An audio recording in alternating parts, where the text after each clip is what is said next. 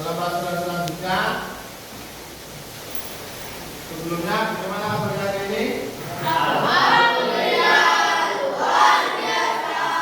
Allahu Akbar. Mulai kan mulai. Jadi jangan mulai. Tangannya diangkat ke atas. Atas dulu semuanya. Atas, kanan,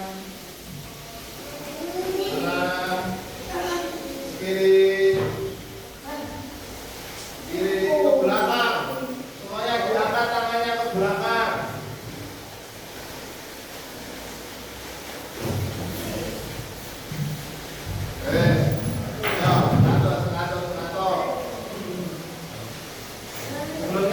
Sebelum mulai pelajaran, mari kita berdoa dulu yang dipimpin oleh ketua kelas.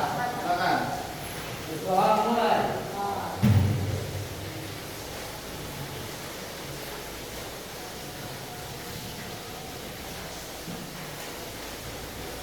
Doa selesai.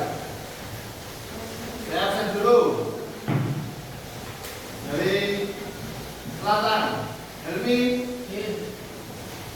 Riki, Ibni, Akbar, Neha, Afik, Adib, Zain, Tasya, Nandu, yo tangannya dijogolin. Nandu, Lama, Nasril, Robi, Azhar, Nandu dah.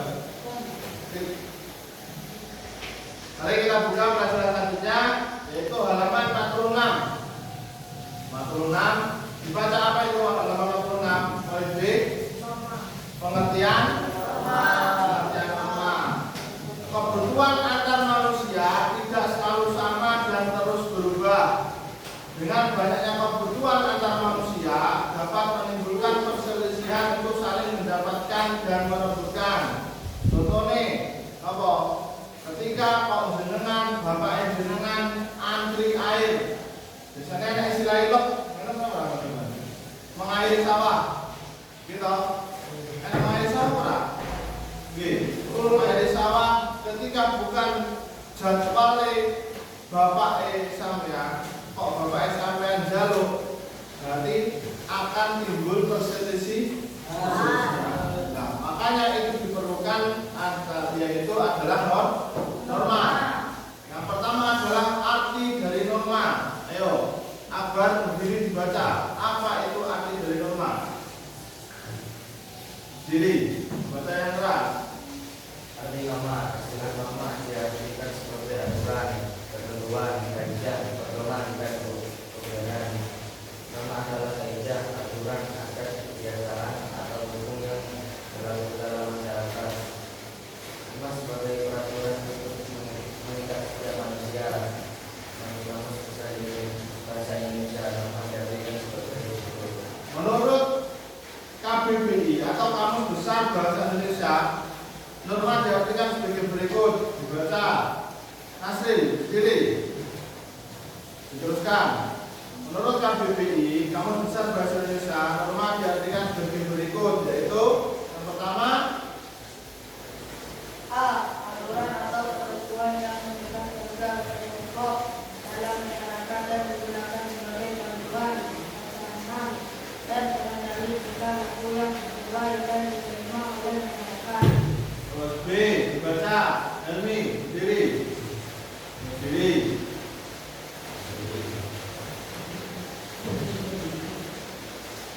B. Aturan atau kaidah yang berkaitan dengan orang untuk kemudian atau memperkenalkan Nah, betul.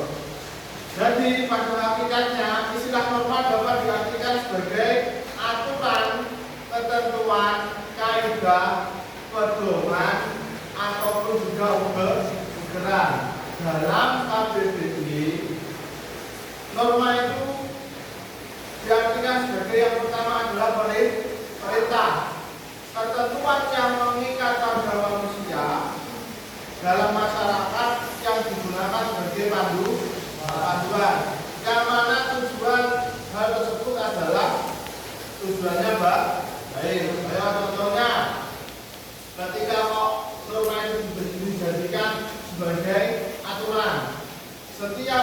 warga masyarakat Dukuh apa itu? Dukuh Duren diharuskan untuk setiap minggu pagi melaksanakan kegiatan bersih desa atau bersih dusun atau bersih dukuh. Itu dijadikan sebagai aturan. Biar apa? Yang pertama adalah misalnya bersih. Tujuannya adalah itu. Biar tidak ada mampet terus jadinya kan. Itu adalah perintah. Bagi yang melanggar maka akan dikenakan sanksi. Yang kedua adalah D. Aturan ukuran atau kaidah dibagi sebagai tolak ukur, menilai atau membandingkan sesuatu. Jadi contohnya ini, aturan pada buku A itu setiap minggu bersih desa. Aturan pada desa B setiap minggu itu bersih lapor. Itu sama. Contohnya untuk aturan desa B itu konkretnya atau spesifikasinya yang desa A bersih daerah perkebunan, contoh-contoh pohon-pohon yang sudah tidak hidup itu ditebangi. Kalau di desa B itu bersih bagian pengairan, contoh sampah-sampah yang ada di sungai itu dibersih. Apalagi pada musim hujan ini yang sudah dibersihkan, nanti yang dilakukan adalah dijadikan banjir. Jadi nanti harus siapa yang semuanya. Terus yang kedua adalah fungsi norma. Biasanya adil sendiri. Ada yang dipater kok. Fungsi norma yang ditemukan adalah seperti yang dibuat oleh kelompok masyarakat, mulai dari kelompok masyarakat di perkotaan maupun pedesaan. Adapun tujuan berlaku kalinya suatu norma dalam kehidupan di masyarakat sebagai berikut. A. Bagi negara itu keadaan kehidupannya aman, tertib, rukun, dan damai. D. Harus terlibat keselamatan, keamanan, kelalaian, dan kesejahteraan. Oke, itu fungsi dari rumah adalah yang pertama menjamin keteraturan, yang kedua mewujudkan tatanan kehidupan yang aman, tertib, rukun, dan damai. Yang ketiga menciptakan ketertiban, ketentraman, keamanan, kedamaian, dan kesejahteraan. Jadi pada dasarnya fantasi norma itu di setiap tempat ada, di perkotaan ada, di pedesaan ada. Karena di setiap daerah itu pasti punya aturannya masing-masing, punya aturannya masing-masing. Di kota A itu boleh membuang sampah di tempat yang sudah disediakan. Kan berarti aturan. Pada umumnya di kota B itu membuang sampahnya sembarangan. Tapi nanti setiap harinya ada yang membersihkan. Itu mungkin aturan. Tapi setiap tempat, contoh ya di desa A itu diadakan ronda setiap malam minggu. Diadakan setiap malam minggu yang diambil dari masyarakat setempat. Kalau di desa B itu tidak dilaksanakan setiap minggu, tetapi panggil hansip.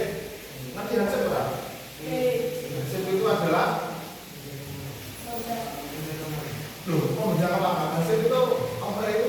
Satpame daerah atau satpame desa atau satpame dukuhan, itu namanya hansip. Nah di kota atau di desa tadi yang diambil dari masyarakat peserta keliling pun dengan rongen apa itu rongan mulai jam 7, jam 1, jam 2, jam 2, jam 3, jam 3 itu adalah diambilkan dari masyarakat. Desa B itu nyewa hansip untuk melaksanakan itu juga berbeda. Tapi setiap daerah itu pasti ada aturannya. Makanya ketika jenengan berada di tempat baru, jangan sampai pernah ngesok ya. Aturan di rumah itu sampai bawa ke tempat yang baru itu salah. Karena setiap daerah aturannya berbeda. Terus fungsi keberagaman norma dalam kehidupan masyarakat sebagai berikut dibaca. Fikih.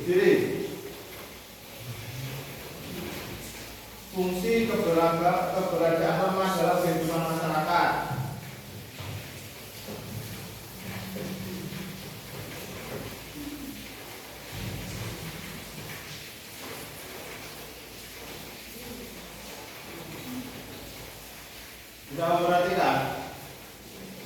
Baik, diri dulu. Dibaca. Apik. Fungsi keberadaan lemah dalam kehidupan masyarakat sebagai berikut. Baik, baca. Satu. Ya. Menciptakan kehidupan dan keamanan dalam kehidupan. B. Menjadi penuntut dan pedoman di dalam masyarakat. C. Memberikan sanksi bagi pelanggar. C. Menjadi pengendali perilaku masyarakat. E. Menciptakan aliran. Pertama, menciptakan ketertiban dan keamanan dalam kehidupan. Kedua, menjadi penuntut dan pedoman dalam masyarakat. Yang ketiga, memberikan sanksi bagi pelanggar. Yang keempat, menjadi pengendali perilaku masyarakat. Kelima, menciptakan keadilan. Tuh, sekali perhatikan. Itu adalah poin-poin dari pengertian norma dalam arti dan norma dalam fungsi. Sekian untuk pelajaran pada hari ini. Mohon untuk minggu depan atau pelajaran selanjutnya untuk disiapkan materinya lebih baik, atau jenengan sebelum sekolah itu harus ada belajar dahulu. Jadi jangan sampai kalau ketika di kelas itu hanya diam atau hewan-hewan gitu, ya. Harus belajar, rajin-rajin belajar, jangan suka apa itu tidak belajar tapi setiap hari uang saku ada. Berarti sampai hanya belajar, tidak pernah untuk belajar. Nanti tujuannya akan berbeda. Dan semangat untuk belajar, jangan pernah kendor. Kiron. Assalamualaikum warahmatullahi wabarakatuh.